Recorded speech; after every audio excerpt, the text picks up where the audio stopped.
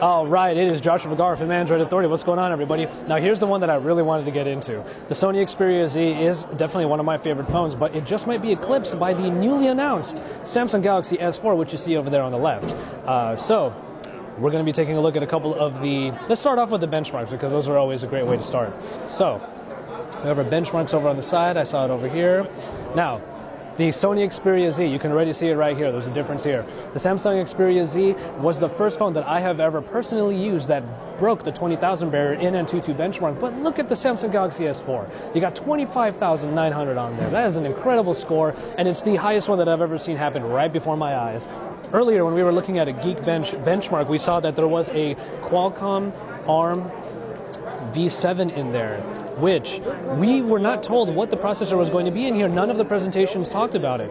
A Qualcomm ARM V7 at 1.89 gigahertz. That's a pretty powerful chip indeed, and it is really powering what is shaping up to be one of the most powerful Android phones on the market, and it's going to be. The Sony Xperia Z, on the other hand, does sport the Qualcomm Snapdragon S4 Pro processor that has powered a lot of great phones in the past, like the Nexus 4, but now they have all been eclipsed by whatever is inside of the Samsung Galaxy S4. Aside from that, however, you do have some similarities here with the 5-inch 1080p screen that is found on the Xperia Z and is also found here. However, the screen that we saw that had a little bit of color problems in the Xperia Z probably is going to get blown away because the Super AMOLED technology that Samsung is well known for is found inside of the Galaxy S4. And as you can see, the colors really pop out of that screen. Like I said before about the S3, is that the colors pop out and pretty much punch you in the face. That is basically what's going on here with the Samsung Galaxy S4 with its Super AMOLED 1080p 5-inch display.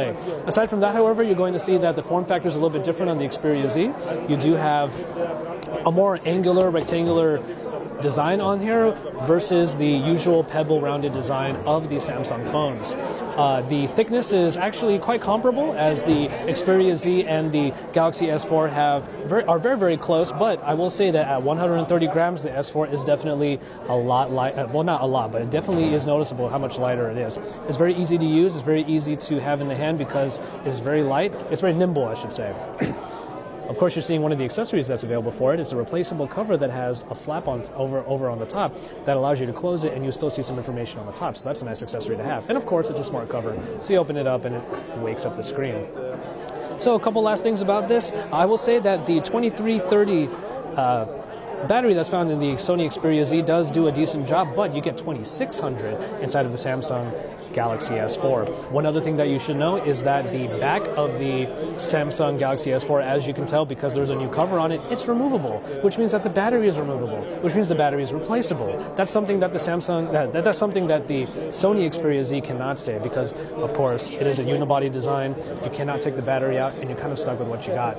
So once again, Samsung gets a lot of things right with the Samsung Galaxy S4. I've been saying Samsung a lot in this comparison, but that is because that is what we're all about here at the event, the launch party for the Galaxy S4 at the Radio City Music Hall in the heart of Manhattan in New York City. So we're going to bring you even more comparisons. We're going to keep getting all the coverage that we possibly can for you, because this is AndroidAuthority.com. It is your source for all things Android here in New York City.